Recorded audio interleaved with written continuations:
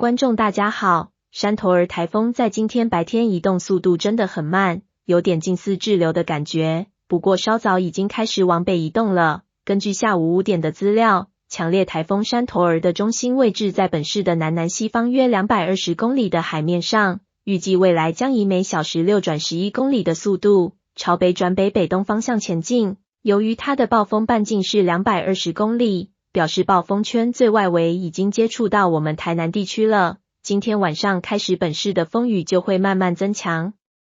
由卫星云图分析来看，山头儿台风环流云系结构仍然保持良好，目前南台湾已经被它暴风圈笼罩在内，外围云系也涵盖整个台湾地区。不过北面有个大陆高压南下，东北风会带来比较干冷的空气，后续对台风的强度会有抑制作用，所以台风要再增强的机会不高，甚至会开始减弱。但相对的，明天可能会有比较强的东北风影响到我们，请各位乡亲在家防台，不要轻易外出，避免发生危险。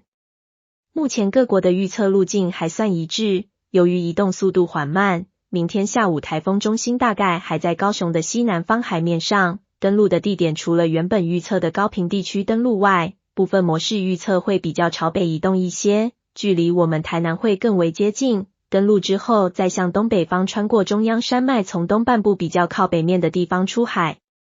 在累积雨量的预测上，台南地区预测还是以10月2日，也就是明天遭受暴风圈侵袭时风雨最大，局部地区会达豪雨等级以上的累积雨量，而在10月3日台风逐渐远离后，风雨就会逐渐减弱。10月4日可以看到台南地区就没啥雨量了，每日的预测累积雨量如画面上所示。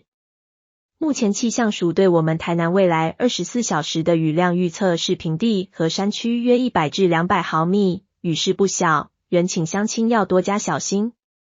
在海象预报上，未来3天虽然属于小潮，不过台风侵袭期间，沿海潮位通常会升高，尤其明天风雨比较强，沿海地区要注意台风暴潮及海水倒灌等现象。每天的潮汐表及潮高请参考画面上的资料。总结一下，山头儿台风过去近似滞留，不过已经开始有朝北移动的趋势，本市已经进入暴风圈范围，今晚开始风雨就会逐渐加大。预计明天将是风雨最大的时候，局部地区雨量最大可达豪雨等级，沿海及山区容易有10至12级的强阵风，请民众在家防台，不要轻易外出，避免危险。以上就是这节气象，我们会持续帮大家关注台风的动态，谢谢大家的收看。